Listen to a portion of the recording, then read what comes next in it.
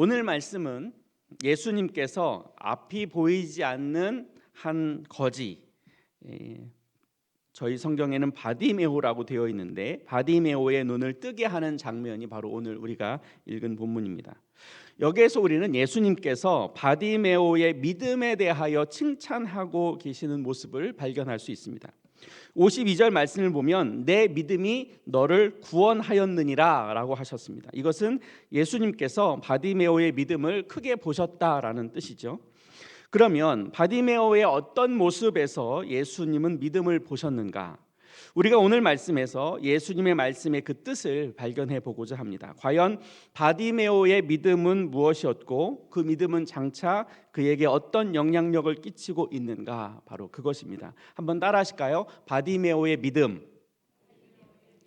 우리는 이 바디메오의 믿음에 대하여 말하기 전에 예수님께서 바디메오에게 하신 질문을 한번 확인해 볼 필요가 있습니다. 우리 51절 말씀을 함께 보시겠습니다. 우리 같이 읽어볼까요? 51절 시작. 예수께서 말씀하여 이르시되 네가 무엇을 하여 주기를 원하느냐? 맹인이 이르되 선생님이여 보기를 원하나이다. 여기서 예수님은 바디메오에게 질문합니다. 그 질문은 내가 무엇 하여 주기를 원하느냐라는 이 말은 바디메오에게만 했던 질문은 아니에요.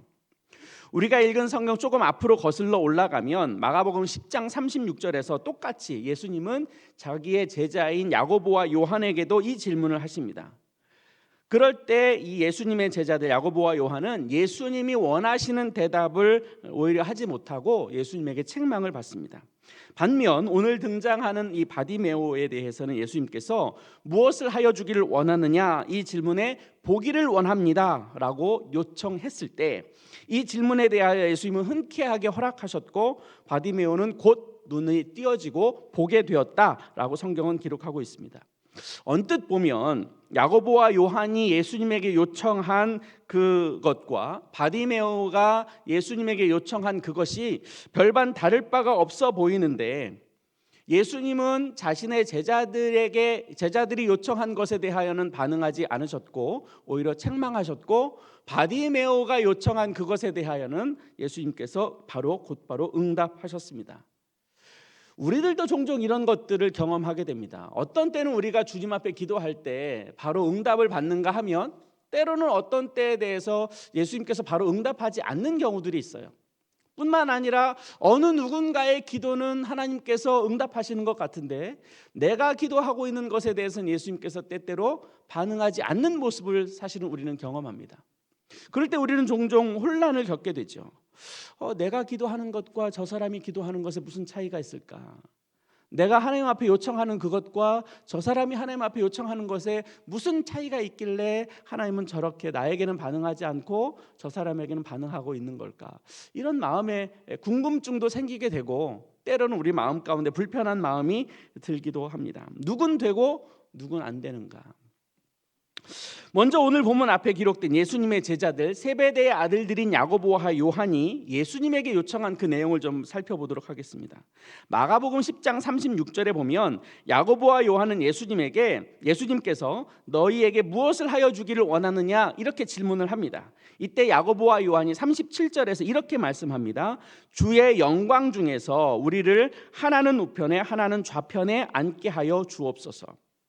그들이 예수님에게 요청하는 그 말의 근거는 이것입니다. 주님의 영광 중에서라고 기록되어 있죠. 그들이 요청하는 그 기도의 제목들, 그들이 바라고 있는 그 어떤 것들은 그것이 자신의 소망과 자신의 욕망과 자신의 어떤 그런 것들에 근거한 것이 아니라 하나님의 영광 가운데 하나님의 부어주시는 그 은혜 속에서 우리가 우편에 좌편에 앉기를 원한다. 그렇게 이야기하고 있는 겁니다. 그 근거가 하나님의 영광 중에서입니다. 다른 뜻이 아니었습니다. 하나님의 영광 중에서 그들의 소망을 이야기하고 그들의 바람을 이야기했던 거죠. 그런데 마가복음의 헬라어 원문을 들여다보면 주의 영광 중에라고 하는 그 단어의 그 뜻 안에는 거룩하신 하나님의 영광 중에서라는 뜻이 아니라는 거예요. 그 말의 헬라어 원문의 뜻을 보면은 세속적이고 세상적인 영광을 위하여라는 단어로 기록되어 있어요. 그러니까 말의 표현은 하나님의 영광 중에서 우리가 좌편에 우편에 앉게 해주십시오라고 표현하고 있는 것 같지만, 그들이 요청하는 그것이 하나님의 영광이 임하게 되고 하나님의 영광을 위하여 그런 제목이라고 말을 하고 있습니다마는, 사실은 그들이 말하고 있는 그 마음의 본심에는 세상의 영광, 세상의 자랑에 근거하고 있다라는 것을 이야기하고 있는 거죠. 주의 영광이라고 하는 그 말에 빙자하여 자기의 영광을 얻고자 하는 그 욕망을 마가는 정확하게 지적하고 그렇게 표현해 놓고 있습니다. 말은 똑같이 주의 영광을 위하여인데 실제로는 주의 영광을 위하여가 아니라 나의 영광을 위하여, 자기의 영광을 위하여 지금 세베대 아들들 야고보와 요한이 예수님에게 요청하고 있습니다. 그것에 대하여 예수님께서 이렇게 말씀합니다. 너희들 스스로 구하는 그것을 제대로 알지 못한다. 오히려 예수님에게 책망을 받게 됩니다. 야고보와 요한의 요청은 주의 영광을 위하여 구한 것이지만 그들은 자기들이 구하는 것이 어떤 것인지 깨닫지 못한 채 자기의 욕망과 자신의 세상적인 영광을 지금 구하고 있다라고 이야기하는 거죠. 그것에 대하여 예수님이 좀 더 정확하게 지적하는 본문이 나오는데요, 10장 42절 43절에 보면 예수님께서 그 뒤에 따로 제자들을 부르셔서 말씀하시는 장면이 나옵니다. 그 장면은 이렇게 기록하고 있습니다. 본문을 보여주세요. 예수께서 불러다가 제자들을 부른 겁니다. 이르시되 이방인의 집권자들이 그들을 임의로 주관하고 그 고관들이 그들에게 권세를 부리는 줄을 너희가 알거니와 너희 중에는 그렇지 않을지니 너희 중에 누구든지 크고자 하는 자는 너희를 섬기는 자가 되고 너희 중에 누구든지 으뜸이 되고자 하는 자는 모든 사람의 종이 되어야 하리라.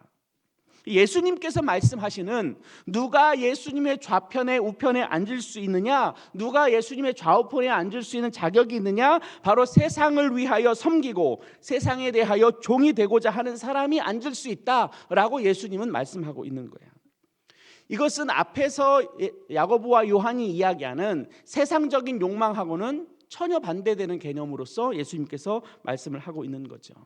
예수님이 참된 제자가 되고자 하는 자가 어떤 자가 되어야 하느냐, 바로 이런 사람이 되어야 한다고 예수님은 말씀하고 있는 겁니다. 세상을 향하여 섬기고 세상에 대하여 종이 되고자 하는 자가 바로 나의 제자가 될 수 있다라고 말씀하고 있는 거죠.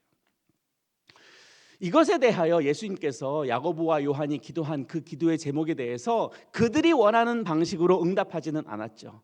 다 아시는 바와 같이 그것은 하나님의 주권과 하나님의 뜻 가운데서 그들은 순교라고 하는 엄청난 하나님의 특별한 사명을 받고 하나님의 부름을 받게 되죠. 결국 그들은 예수님의 좌편과 우편에 앉게 되는 영광을 얻었지만 그것은 원래 그들이 원했던 방식하고는 전혀 다른 방식으로 하나님께서 그들에게 기도의 응답을 하셨습니다. 그러면 오늘 본문에 등장하는 바디메오의 요청, 바디메오의 기도에는 야고보와 요한과 어떤 차이가 있는가? 한번 생각해 보세요. 여러분들이 바디메오의 입장이라면, 더군다나 앞을 보지 못하는 그런 상황이라면 예수님께서 나에게 와서 내가 너에게 무엇을 해줄까? 라고 요청하신다면 우리가 과연 뭐라고 대답하실 수 있으시겠어요? 거의 다 보게 해달라고 요청하는 것이 상식적이지 않을까요? 그런 생각이 들어요. 앞이 보이지 않는 분들에게 내가 너에게 무엇을 해줄까? 우리 주님께서 우리에게 기도의 제목에 대하여 물어보신다면 당연히 보기를 원합니다라고 말을 할 수 있을 것 같은데, 그게 지극히 자연스러운 그들의 절박한 소망일 것 같은데, 예수님은 그 말에 대하여 왜 어찌하여 너의 믿음이 너를 구원하였다라고 하는 칭찬을 하셨던 걸까? 그 내용에 바로 예수님의 말씀에 그 답이 있습니다. 예수님께서 보기를 원합니다라고 바디메오가 요청했을 때, 그래 내가 너로 하여금 눈을 뜨게 해줄 것이다, 혹은 이제 내가 보일 것이다, 그렇게 말씀하지 않고 뭐라고 말씀하셨느냐면 내 믿음이 너를 구원하였다, 이렇게 표현하고 있어요. 여기서 이 단어를 좀 주의 깊게 들여다볼 필요가 있어요. 예수님의 말씀은 바디메오에게 그의 합당한 믿음이 있다라는 것을 보셨다는 거예요. 이것이 왜 중요하냐? 이것이 어떻게 예수님께서 이런 맥락으로 말씀하셨느냐? 그 이야기를 하기 전에 이 마가복음 10장에 보면요, 이 전체 구조를 보면 예수님께서 바디메오에게 너의 믿음이 너를 구원하였다라고 한 것은 엄청난 칭찬이었다라는 것을 기억하실 필요가 있어요. 왜냐? 10장 2절 말씀에 보면 예수님에게 나온 바리새인들이 있었습니다. 당대 최고의 종교 지도자들이었어요. 많은 유대인들로부터 인정받는 사람들이었습니다. 신앙적으로도 존경받는 사람들이었어요. 그들의 신앙의 열심은 다른 사람의 그 모든 것들을 뛰어넘는 그 정도의 열심이었던 사람들이 바로 바리새인들이었어요. 종교적으로 열심으로 말하자면 바리새인들을 따라갈 사람들이 없었죠. 그런데 그들은 예수님에게서 믿음이 좋다라는 말을 한마디도 들을 수가 없었죠. 또 그 이하에 보면 17절에 예수님을 찾아온 부자 청년 이야기가 나옵니다. 모세의 율법을 지켰다고, 온전히 지켰다고 그는 스스로 고백했습니다. 그러나 그는 예수님의 말씀에 근심하며 돌아갈 수밖에 없는 처지에 놓였던 거죠. 그 역시 그의 삶에 대하여 예수님이 믿음에 대하여 그 사람에 대해서 언급하는 내용도 들어있지 않습니다. 모든 것을 버리고 예수님을 따랐던 예수님의 제자들, 특히 베드로를 비롯한 많은 제자들도 지금 이 마가복음 10장까지 올 때까지 예수님도 그들의 믿음에 대하여 칭찬하신 적이 없습니다. 그런데 예수님은 바디메오에게 믿음이 너를 구원하였다라고 말씀하시면서 그의 믿음을 칭찬하고 계신 거죠. 그럼 도대체 그에게 어떤 믿음이 있었길래 예수님은 이런 칭찬을 하고 계시는 걸까? 이것이 이제 저와 오늘 여러분들이 함께 말씀 속에서 발견하고자 하는 내용입니다. 과연 바디메오에게 어떤 믿음이 있었는가? 예수님에게 응답받을 수 있었던 바디메오의 믿음의 그 첫 번째는요, 예수님을 향한 간절함이 있었습니다. 예수님을 향한 진실함이 있었습니다. 예수님에게 나아가면 나의 문제가 해결될 것이라는 분명한 믿음이 그에게 있었습니다. 길가에 앉아 있을 때 예수님께서 지나간다는 소식을 듣게 됩니다. 그 소식을 귀로 들었을 때 이 바디메오는 큰 소리로 예수님을 부릅니다. 다윗의 자손이여 나를 불쌍히 여기소서, 다윗의 자손이여 나를 불쌍히 여기소서. 오늘 성경에는 이렇게 두 번 기록되어 있는데요, 원문을 들여다놓고 보면 이 내용이 현재 진행형으로 되어 있습니다. 그리고 계속적인 용법으로 쓰여졌어요. 그 말은 이 바디메오가 예수님을 부르는데 쉬지 않고 계속 불렀다는 뜻입니다. 한두 번 부른 걸로 그친 것이 아니라 예수님이 나를 돌아볼 때까지, 예수님이 나의 소리를 들을 수 있을 때까지 계속 큰 소리를 외치고 있었다는 겁니다. 다윗의 자손이여 나를 불쌍히 여기소서, 다윗의 자손이여 나를 불쌍히 여기소서, 다윗의 자손이여 나를 불쌍히 여기소서. 사람들이 많으니까 예수님께서 혹시 못 들을 수 있기 때문에 또 다시 외칩니다. 나를 불쌍히 여기소서, 나를 불쌍히 여기소서. 그런데요, 그의 그런 간절한 외침 가운데서도 오히려 주변 사람들은 그에 대하여 방해를 합니다. 그 당시의 사회적인 환경으로는 그가 예수님에게 나아오는 것조차도 허락되기가 쉽지 않았죠. 그만큼 그는 사회적인 약자였습니다. 사람들로부터 인정받을 수 없는 하나님의 심판과 하나님의 저주를 받아서 장애인을 입었다고 그 당시는 개념적으로 이해가 됐기 때문에 그는 하나님으로부터도 버림받은 사람이었어요. 그가 예수님을 향하여 소리치자 주변의 사람들이 그를 말릴 지경이었습니다. 그런데도 그는 그 소리에 대하여 아랑곳하지 않습니다. 끝까지 주님을 향하여 자기의 소리를 높입니다. 주변의 방해, 비웃음, 조롱, 자기에 대한 부정적인 편견, 그런 것이 있다 하더라도 자기가 주님을 향하여 나아가는 그것에 대하여 개의치 않습니다. 그의 마음은 온통 예수님으로 덮여 있었던 거죠. 그 뜻은 그만큼 그가 예수님에 대하여 간절하였다라는 것을 말하고 있습니다. 그의 마음 가운데 다른 어떤 것이 방해 요소로 작용하지 않습니다. 오직 예수님에게만 초점을 맞추고 있습니다. 그리고 간절하게 예수님을 향하여 부릅니다. 그분만이 나의 문제를 해결할 수 있다. 그분이 나를 보게 된다면, 그분이 나의 소리를 듣게 된다면 나는 그분을 만날 수 있고 그분은 나의 문제를 해결하실 수 있고 그분은 나를 불쌍히 여겨주실 것이다라는 분명한 믿음이 그에게 있었던 거죠. 근데 이게 쉬운 일이냐? 물론 우리가 긴급한 상황이 되고 위급한 상황이 되면 무엇 하나 지푸라기라도 잡고 싶은 심정이 인간의 마음이에요. 그런데요, 그 기간이 오래되었습니다. 앞을 못 본 지 오래되었어요. 그는 예수님을 못 만났어요. 자기 옆으로 지나가는 예수님이 있다 하더라도 자기의 소리를 예수님이 못 들을 수도 있어요. 그런데도 그는 포기하지 않습니다. 이게 결코 쉬운 게 아니에요. 왜 그러냐? 우리의 모습을 보면요, 우리가 하나님 앞에 나아가죠. 너무나도 절박하고 절실해서 하나님 앞에 나아갑니다. 그런데 우리의 생각과 우리의 계획대로 우리의 바람이 이루어지지 않는 일들이 훨씬 더 많죠. 그럼 우리의 마음이 어떤 마음이 드느냐? 의심이 생겨요. 내 생각대로 움직여지지 않음으로 인해서 우리는 불안함을 느낍니다. 머릿속으로 내 생각과 내 판단이 끊임없이 작동이 됩니다. 그리고 때로는 하나님의 응답하시지 않음을 통해서 내가 내 문제를 해결해 가려는 방식을 우리는 언제든지 쉽게 취하거든요. 하나님께서 나에게 도와주실 것이고 내가 주님에게 내 모든 것을 맡깁니다라고 말은 하지만 내가 정한 시간과 내가 원하는 시간이 끝나게 되면 하나님의 응답을 구하는 것도 멈추게 되고 내 생각과 내 뜻 가운데로 내 문제를 해결해 가는 경우가 얼마나 많은지 모릅니다. 하나님께서 미처 우리의 삶에 개입하시기도 전에, 하나님의 시간표가 우리에게 다가오기도 전에 이미 내 마음의 결정과 내 마음의 판단으로 인해서 하나님의 역사와 하나님의 인도하심을 내가 스스로 포기해버리는 일들이 우리의 삶에는 너무너무 많죠. 말은 하나님을 신뢰하고 하나님을 바라본다고 하지만 우리는 하나님보다 내 생각과 내 계산을 더 많이 신뢰하는 경우들은 우리의 삶에 얼마든지 찾을 수 있죠. 하나님만을 신뢰하고 하나님만이 나의 문제를 해결해 주실 것이라고 말은 하지만, 그렇게 기도는 하지만 나는 정말로 하나님에 대한 절박함과 하나님에 대하여 진실성을 내가 같이 붙들고 있는가는 우리 스스로 고민해 봐야 될 부분입니다. 한번 따라 하실까요? 하나님만이 나의 문제를 해결하신다.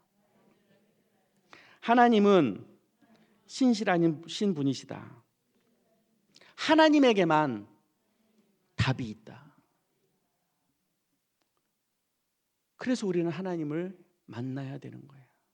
그분 아니고서는 안 되는 거예요. 이 바디메오에게는 이런 절박함과 이런 진실성이 담겨져 있었습니다.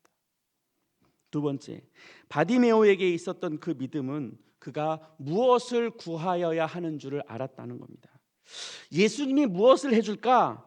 그 질문에 대하여 서슴없이 보기를 원합니다 라고 기도를 했다는 거예요. 앞에서도 제가 말씀을 드렸지만 앞이 보이지 않는 분에게 보이게 해달라고 하는 것은 너무 당연한 기도인 것 같죠. 너무 당연한 이야기인 것 같아요. 그런데요, 한 번 더 우리가 생각해 볼 필요가 있어요. 자, 앞이 보이지 않는 분이 눈을 떴어요.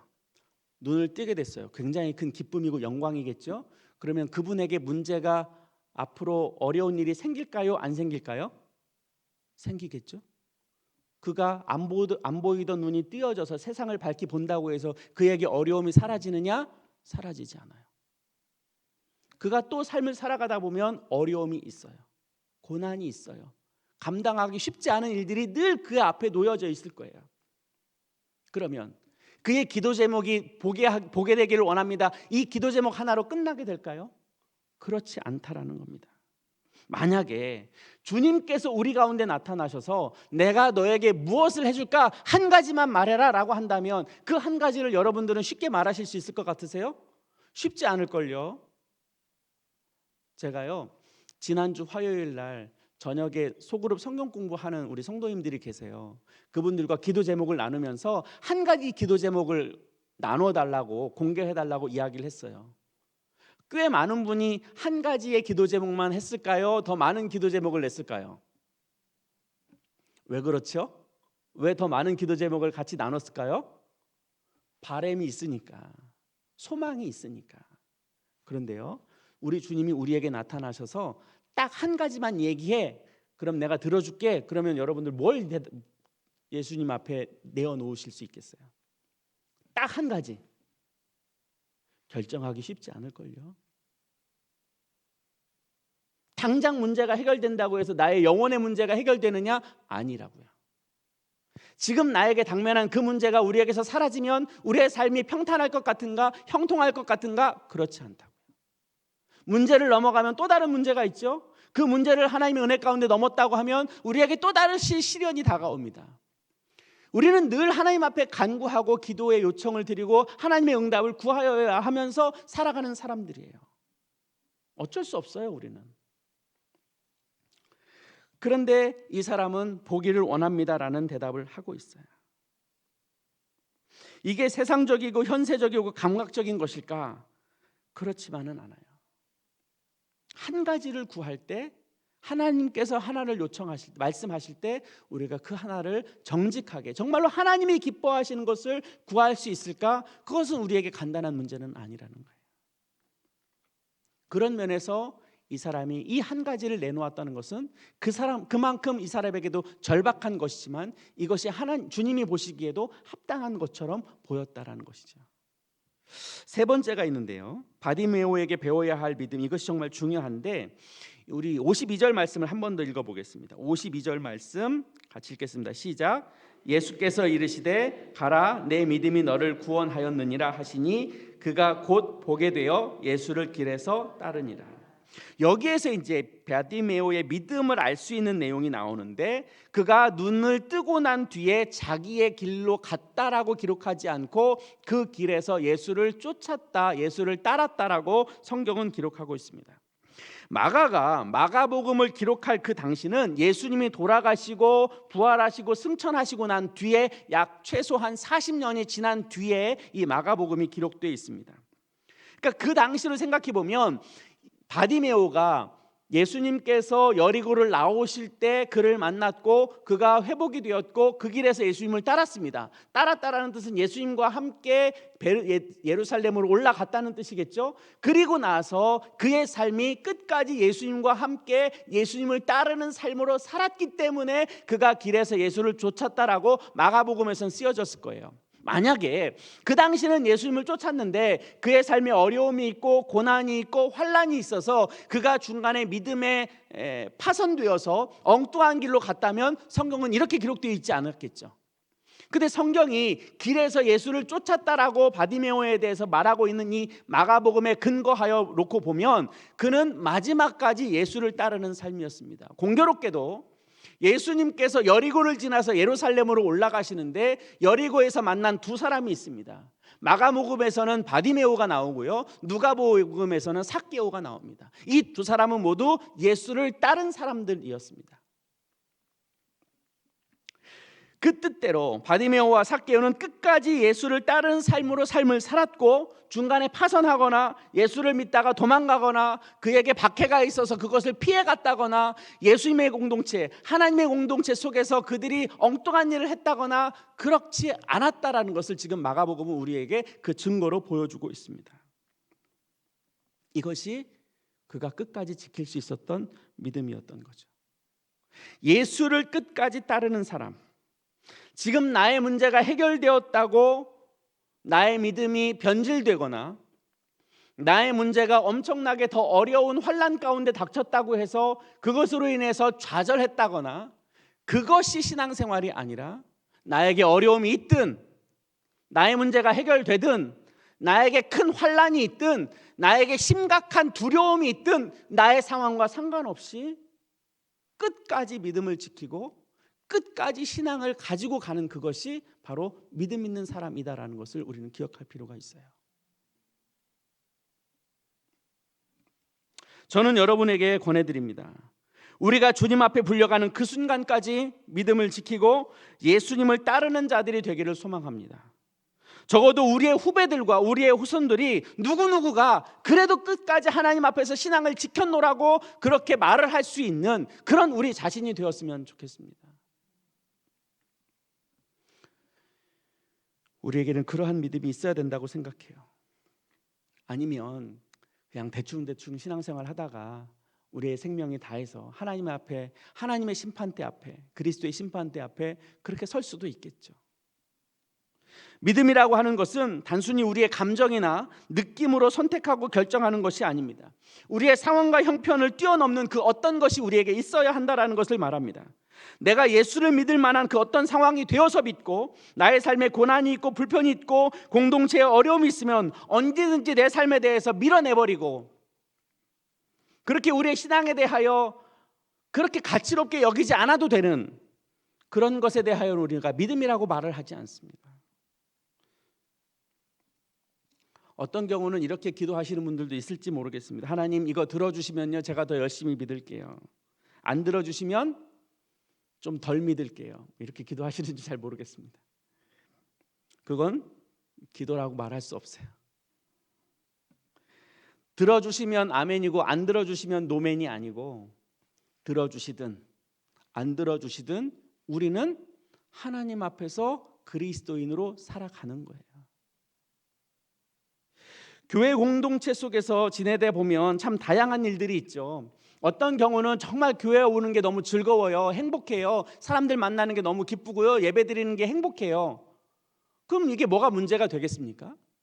그런데 때에 따라서, 우리의 신앙의 상태에 따라서, 혹은 우리 공동체의 연약함으로 인해서 때로는 교회 오기 싫고, 때로는 누군가와 갈등이 있어서 교회에서 마주치는 게 싫고, 때로는 내 마음의 믿음이 연약해짐으로 인해서 예배 드리는 것이 불편해지고, 말씀이 안 들려오고 하나님 앞에 예배 드리는 그 한 시간이 불편해지고 지겨워지고 어려워져요. 그러면 우리의 믿음을 그만둘 건가요?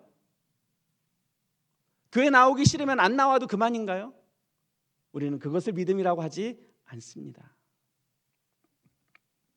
공동체가 내 마음에 들면 나오고, 공동체가 내 마음에 안 들면 안 나와도 되고, 내가 기쁘면 교회 오는 게 즐거워서 잘 나오고, 내 마음에 불편하면 교회 공동체 와서 예배 드리는 게 싫어서 안 나오고, 우리는 그것을 믿음이라고 하지는 않습니다. 예수를 따른다는 것은 우리가 주님 앞에 부르는 그날까지 끝까지 경주를 완주하는 것이 우리의 생명입니다. 예수님이 마가복음 8장 34절에서 제자들은 어떤 사람이어야 하는가에 대하여 말씀하신 것이 있습니다. 한번 자막 올려주시고요, 우리 큰 목소리로 같이 읽어보겠습니다. 시작.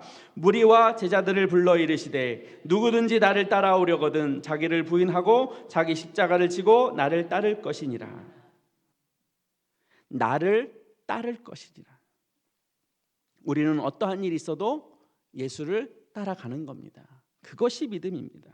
그리스도인은 마지막 순간까지 예수를 따라가는 사람들이어야 합니다. 예수를 따른다는 말은 내 마음에 들고 들지 않고의 영향을 받지 않습니다. 어떠한 일이 있다 하더라도 우리는 예수 믿는 것을 포기하지 않습니다.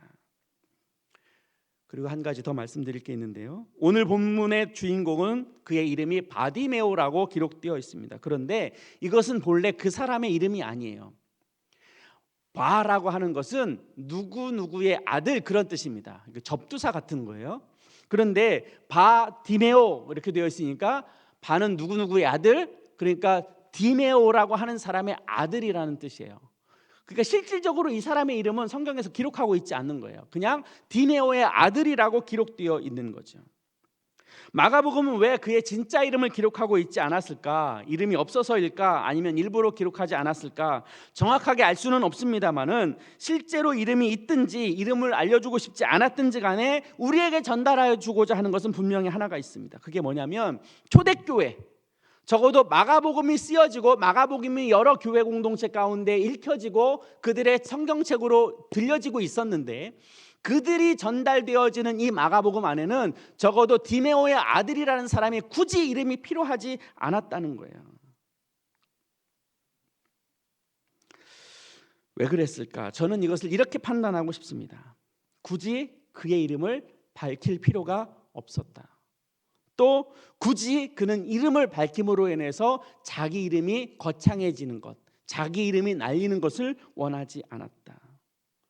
자기 이름을 남기고 싶지 않은 사람이 어디 있겠습니까? 자기 이름이 높아지는 것을 원하지 않는 사람이 누가 있을까요? 그런데 적어도 오늘 우리가 본문에서 만나게 되는, 눈을 뜨게 된 이 바디메오는 성경에서 그의 이름으로 기록되어 있지 않았다는 것을 이야기합니다. 저는 이것이 바디메오의 믿음의 열매라고 생각했습니다. 바디메오에게 중요한 것은 자기 이름이 아니었던 거죠. 바디메오에게 중요한 것은 예수님이었습니다. 자기 이름이 드러나는 것보다 더 중요한 건 그렇게 하신 우리의 주인이 누구냐 하는 거죠. 내 눈을 뜨게 한 그분이 누구냐, 우리의 믿음이 대상이 되는 분이 누구냐, 우리가 정말 따르고 본받아야 할 그분이 누구냐, 바로 그분이 예수님이라고 하는 것만 우리에게 남겨주고 싶었던 겁니다. 자기 이름은 중요하지 않아요. 예수님이면 충분해요. 한번 따라 하실까요? 예수님이면 충분합니다. 나에게 주님이면 다 된 것입니다. 저는 이것이 바디메오의 믿음이었다고 생각해요. 사랑하는 성도 여러분, 바디메오의 믿음을 보실 수 있기를 바랍니다. 예수님이야말로 나의 문제를 해결해 주실 유일한 분입니다. 그분만이 우리의 문제를 체결해 주시고 우리의 아픔을 만져 주실 것입니다. 우리의 연약함을 든든히 채워 주실 분은 바로 그분이십니다. 우리는 무엇을 구하여야 할지를 알고 우리 하나님 앞에 구할 수 있었으면 좋겠습니다. 우리를 향하여 너의 믿음이 너를 구원하였다라고 인정하는, 그렇게 인정받는 저와 여러분이 되었으면 좋겠습니다. 그리고 마지막까지 우리는 예수님을 따라가야 할 것입니다. 그리고 내 인생에 있어서 주인공은 내가 아닙니다. 이것이 우리의 믿음이어야 합니다. 내 인생의 주인은 누구일까요? 예수님이어야 합니다. 그리고 그분이 우리의 삶을 인도해 가셔야 합니다. 계속해서 우리의 마음을 그렇게 주님 앞에 내어드릴 수 있어야 합니다. 그것이 믿음 있는 자의 결단이고 믿음 있는 자의 행동입니다. 그 마음을 잃지 않기를 바라고 끝까지 우리가 주님 앞에 귀하게 쓰임받는 도구임을 겸손히 인정하며 그런 믿음으로 올 연말 잘 마무리하실 수 있기를 주님의 이름으로 축복합니다. 기도하겠습니다. 사랑이신 아버지 하나님, 연약한 우리의 믿음 가운데 바디메오를 통하여 그가 가졌던 믿음을 바라보게 하심을 감사합니다. 바디메오에게 있었던 그 믿음을 우리가 다시 한번 붙들게 하여 주시고 그 믿음으로 우리의 삶을 다시 재조명하며 하나님 앞에서 우리가 어떤 삶으로 나아가야 하는지를 결단할 수 있는 저희들 되도록 인도하여 주시옵소서. 그래서 바디메오에게 주셨던 그런 칭찬같이 너의 믿음이 너를 구원하였노라고 말씀하여 주시는 그 은혜와 기쁨이 우리 모두에게 있게 하여 주시옵소서. 예수님 이름으로 기도 올리옵나이다. 아멘. 목사님 나오셔서 교회 소식 전해 주시겠습니다.